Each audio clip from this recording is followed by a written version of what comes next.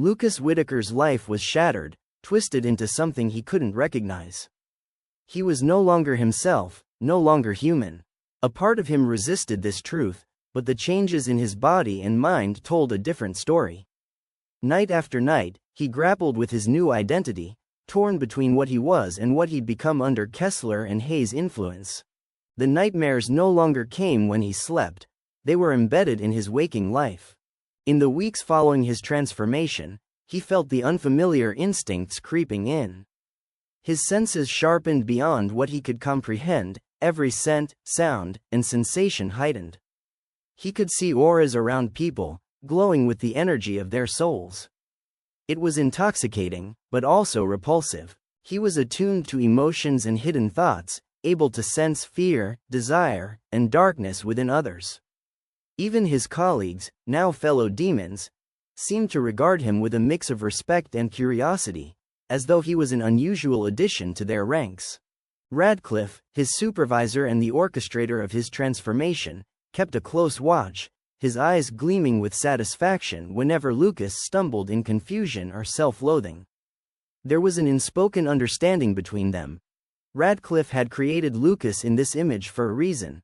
One Lucas was still far from understanding.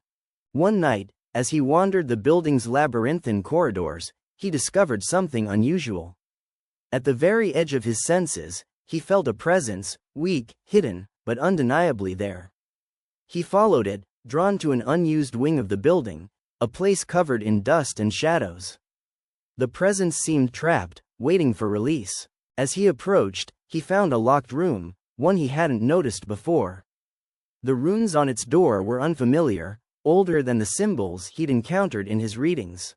Inside, he found an ancient tome lying on a stone pedestal. The air was thick with dust and decay, and the pages were stained with something that looked too dark to be ink. But what caught his attention was the figure standing beside the pedestal, a tall, pale man with eyes so dark they seemed to swallow the light. "Lucas Whitaker," the figure greeted, his voice a hollow echo. Who are you?"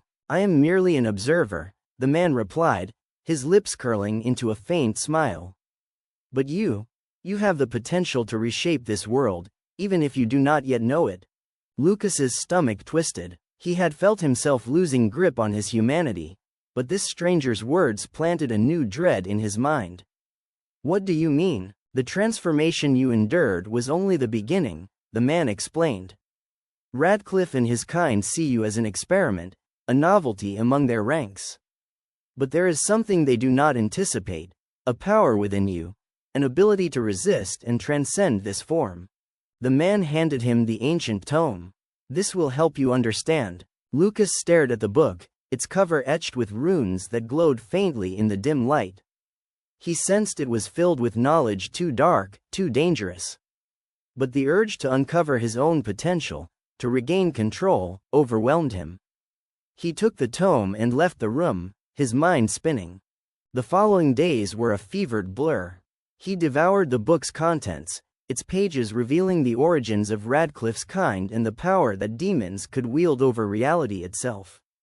More disturbingly, he discovered hints about a ritual that could sever a demon's connection to their power, a process that would render them vulnerable, almost human. But there were risks.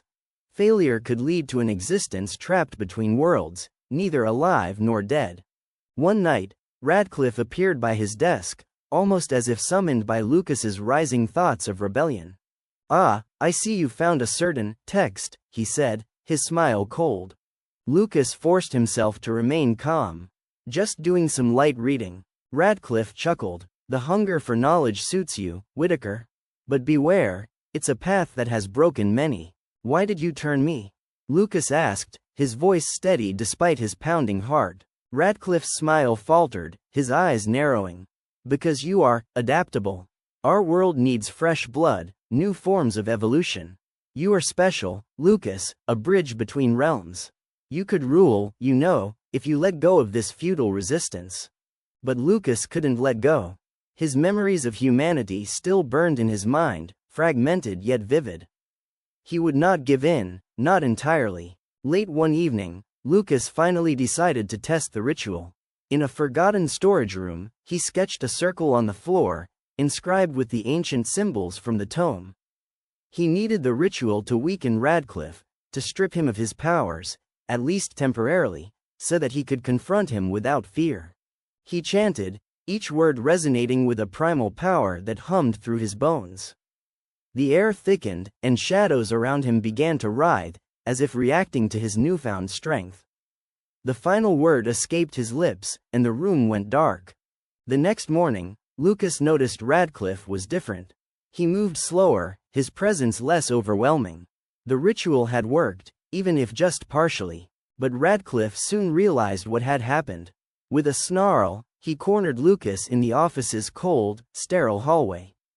"You have meddled with forces you do not comprehend, Whitaker." Lucas glared back, feeling a newfound confidence. "I understand them enough. I'm not your puppet." Radcliffe's face contorted, a monstrous visage revealing itself beneath the thin human facade. "You think you can stand against us? You are one of us now, whether you like it or not." Lucas clenched his fists, his own skin flickering, revealing the shadowed form beneath. But instead of giving in to fear, he felt a surge of determination. He raised his hand, channeling the power he'd learned from the tome, and forced it outward, feeling it burn through him. The ground beneath Radcliffe quivered, symbols glowing faintly on the floor. Lucas realized he was tapping into the ritual's lingering energy, binding Radcliffe in place. His form twisted, half human, half demon, caught between worlds. "You can't win, Lucas," Radcliffe spat, but his voice wavered. Lucas forced a grim smile. "Maybe not today, but I'm done being your pawn." He released Radcliffe, watching as his form slumped, weakened but not defeated. Lucas knew he'd bought himself only a little time. Radcliffe and the other demons wouldn't forgive this insubordination. He had exposed himself as a threat, a wild card among them. But he was no longer afraid. In the weeks that followed, Lucas used his newfound powers to keep the demons at bay, playing a dangerous game of cat and mouse. They watched him with growing suspicion, knowing he was more than he appeared but unsure of his intentions. One night, he returned to the locked room, the place where he'd first encountered the pale stranger. This time, the room was empty, the tome gone. But on the pedestal was a single note, *, "You are ready." With that, Lucas understood his path. He had become something neither human nor demon, a force that didn't belong to any realm. He was a bridge, as Radcliffe had said, but not one that the demons could control. He would use his abilities to fight them from within, to uncover the truths they hid from humanity. He was ready for the abyss ahead, not as a pawn, but as a weapon in his own right. And he knew that his battle was only just beginning. The demons of Kessler and Hayes had unleashed something they couldn't contain, a force that would reshape their world and bring their dark empire crashing down. And in the shadows, Lucas would wait, preparing to strike.